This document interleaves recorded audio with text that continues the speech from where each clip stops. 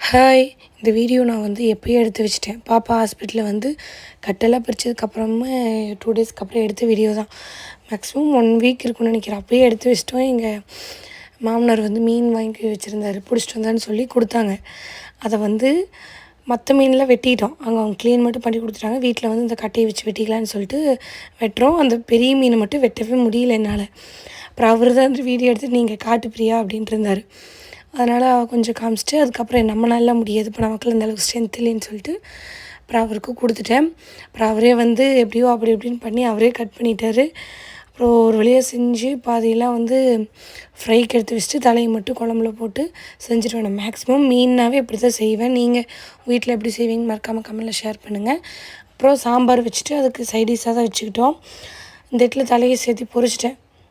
அப்புறம் பாப்பா வெளியெல்லாம் போகக்கூடாதுன்னு சொல்லிட்டு இப்போ சேர் வச்சுருக்குறோம். ஏன்னா ஓடி போய் விழுந்துருவா. அதனால் வீட்டில் இருந்தானாவே அவங்க அப்பாவை கூட போட்டு அடிச்சுட்டு அவங்க அப்பாவை டார்ச்சர் பண்ணிகிட்டு இருக்கிறது இவங்க வேலை 2 பேருக்குமே. அப்புறம் அம்மா வீட்டுக்கு போயிருந்தோம் ஆடி 18 அப்போது. அப்புறம் அம்மா வீட்டில் போயிட்டு அங்கே போயிட்டேன்னா ஃபுல்லாக ஃபோன் காமிச்சிட்ருப்பாங்க. நானும் சொல்லுவேன், அம்மா கம்முன்னு இருக்க மாட்டாங்க, காமிப்பாங்க. அப்புறம் கொலுசு எடுத்தாங்கன்னு சொல்லிட்டு அப்புறம் அதெல்லாம் போட்டு விட்டு அப்புறம் இப்போ நல்லா க்யூர் ஆகிட்டாங்க. பாப்பா எப்பயும் போல் நல்லா ஃபுல்லாக ஸ்கின் வந்து நார்மல் கலருக்கே வர ஆரம்பிச்சிருச்சு. அப்புறம் அங்கே போயிட்டு அம்மாலாம் ஊட்டி விட்டுருந்தாங்க. அப்புறம் சாப்பிட்டு அங்கேருந்து வந்துவிட்டோம். அப்புறம் வீட்டுக்கு வந்தால் இதுதான் எங்கள் பாப்பாவோட வேலையை